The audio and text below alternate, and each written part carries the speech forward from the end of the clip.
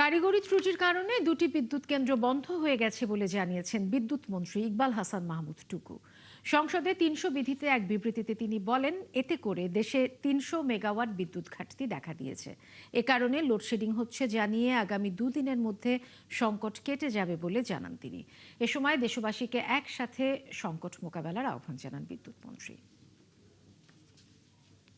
বঙ্গোপসাগরের উত্তালতার জন্য কয়লা আনলোড করতে পারছে না, সেই জন্য আরেকটা প্রায় 5 বন্ধ হয়ে গেছে।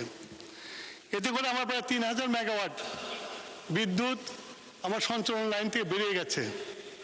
এর ফলে আমাদেরকে বিভিন্ন জায়গায় লোডশেডিং দিতে হচ্ছে এবং ঢাকাতেও লোডশেডিং দিতে হবে। আমি এই মহান সংসদের মাধ্যমে জনগণের কাছে এবং আমাদের বিরোধী দলের সদস্যদের কাছে আহ্বান জানাবো, এটা একটা জাতীয় সংকট। আসুন আমরা সবাই মিলে এই সংকটটা উত্তরণ করার জন্য ঐক্যবদ্ধভাবে চেষ্টা করি। আমি আশা করি আগামী 2 দিনের মধ্যে এই অবস্থার উন্নতি হবে।